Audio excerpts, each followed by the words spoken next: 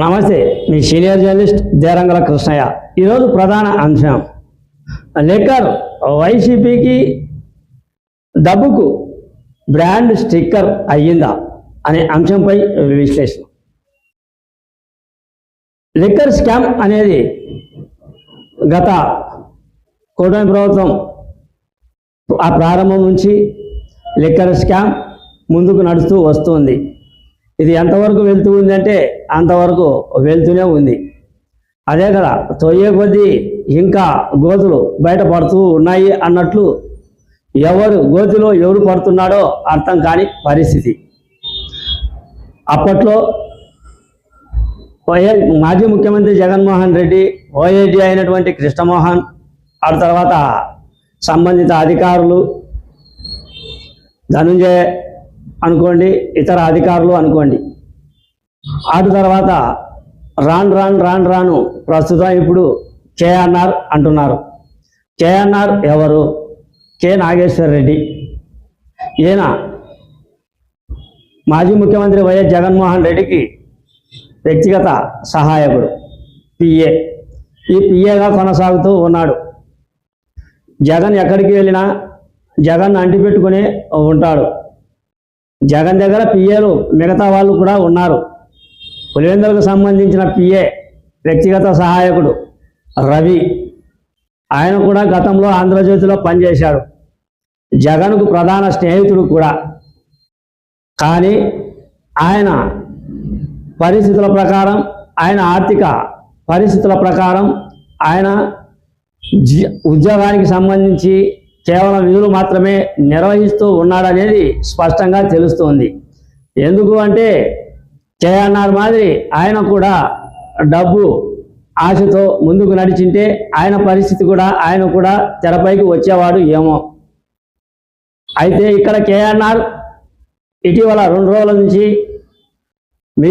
Media సైతం, దినపత్రికల సైతం, ఆ తర్వాత ఛానళ్ళ సైతం ఈ జగన్మోహన్ రెడ్డి పిఏ అయినటువంటి కేఎన్ఆర్ మీద ఎన్నో రకాలైన ఆరోపణలు, లిక్కర్ స్కామ్లో మొత్తం ఎక్కడెక్కడ భూములు కొన్నాడు, ఎక్కడెక్కడ బంధువుల పేరిట డబ్బులు ఉంచాడు, బంధువుల వద్ద ఎక్కడెక్కడ బినామీలు ఏర్పాటు చేశాడు, ఎవరు ఈ లిక్కర్కు సంబంధించిన వాళ్ళు ఎంతమంది ఉన్నారు, బంధువులు స్నేహితులతో సహా ఈ లిక్కర్ స్కామ్ ప్రస్తుతం బయటికి తీస్తూ ఉన్నారు సిట్ అధికారులు.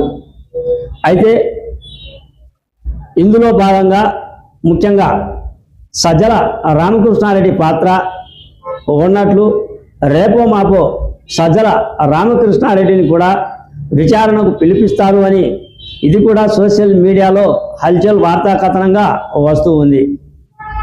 ఇకపోతే చంద్రెడ్డి భాస్కర్ రెడ్డి, ఆయన ఏదో ప్రణయ్తో విదేశాలకు వెళ్ళినట్లు అక్కడ ఫోటోలు ప్రముఖ దినపత్రికల్లో ఈరోజు ప్రచురితం అయ్యాయి. మొత్తం లిక్కర్ స్కామ్ అనేది ఎటు జరుగుతుందో, ఎటు వెళ్తుందో, ఎవరు ఎన్ని వేల కోట్లు సంపాదించారో అర్థం కాని పరిస్థితి. సరే, ఈ విషయాన్ని పక్కన పెడితే ధృతరాష్ట్ర పాలన కొనసాగిందా 5 ఏళ్ళు? వీళ్ళంతా కూడా మాజీ ముఖ్యమంత్రి జగన్మోహన్ రెడ్డి పక్కనే ఉన్నటువంటి వాళ్ళు. రోజు జగన్మోహన్ రెడ్డిని కలిసేవాళ్ళు, రోజు జగన్మోహన్ రెడ్డితో రాజకీయ చర్చలు జరిపేవాళ్ళు, రోజు జగన్మోహన్ రెడ్డితో గంటలు గడిపేవాళ్ళు. వీళ్ళంతా కూడా కోటాను కోట్లు లిక్కర్ స్కామ్లో డబ్బులు సంపాదిస్తూ ఉన్నట్లు బయటకు వస్తూ ఉంటే ఈ విషయం అంతా, లిక్కర్ స్కామ్ విషయం అంతా మాజీ ముఖ్యమంత్రి జగన్ రెడ్డికి తెలియదా అనేది పెద్ద ప్రశ్నార్థకంగా ఉంది. ఎందుకు అంటే ఒక ఇంట్లో తండ్రికి తెలియకుండా కొడుకులు కూతుర్లు, తండ్రి సలహా తీసుకోకుండా కొడుకులు కూతుర్లు, ఏదైనా సమస్య వస్తే తండ్రి దృష్టికి తీసుకోకుండా కొడుకులు కూతుర్లు వెళ్తారా? వెళ్ళరు కదా. ప్రతిదీ తండ్రికి చెప్పాల్సిన బాధ్యత ఉంటుంది. ఎందుకు అంటే ఆ కుటుంబానికి చెడ్డ పేరు వస్తుందో ఏమో అని కూతుళ్ళు కొడుకులు వారి యొక్క పరిస్థితుల ప్రకారం తండ్రికి చెప్పాల్సిన బాధ్యత ఉంది కనుక. అంటే ఇక్కడ తండ్రి లాంటి వాడు అనుకోండి వైఎస్ జగన్మోహన్ రెడ్డి, కృష్ణమోహన్ రెడ్డి అయితేనేమి ఓఐటి, ధనుంజయ రెడ్డి అయితేనేమి, అటు తర్వాత పిఏ కేఎన్ఆర్ అయితేనేమి, చవిరెడ్డి భాస్కర్ రెడ్డి అయితేనేమి, సజ్జల రామకృష్ణాడు అయితేనేమి, ప్రణయ్ అయితేనేమి, ఇంకా ఇంకా ఇంకా ఇంకా ఇంకా ఇంకా ఎంతమందో ఉన్నారు. అంటే బాధ్యతారహితంగా జగన్మోహన్ రెడ్డికి తెలియకుండా, అంటే పెద్ద దిక్కు కుటుంబంలో పెద్ద దిక్కుకు తెలియకుండా వీళ్ళంతా లిక్కర్ స్కామ్లో పాల్గొన్నారా? ఒకసారి ఆలోచించాల్సిన అంశం. మాజీ ముఖ్యమంత్రి జగన్మోహన్ రెడ్డికి తెలియకుండా ధైర్యంగా ఈ లిక్కర్ స్కామ్లలో పాల్గొంటారా? పాల్గొనే ధైర్యం ఉందా? రూపాయి అర్ధ రూపాయి కాదు, కోటాను కోట్లు, కోటాను కోట్లు, సూట్ కేసులు కాదు, పెద్ద పెద్ద అట్టపెట్టెలు, సూట్ కేసులు కాదు, పెద్ద పెద్ద అట్టపెట్టెలు, కోటాను కోట్లు స్థిరాస్తులు కొనడం, పెద్ద పెద్ద భవనాలు కొనడం, విదేశాలలో హ్యాపీగా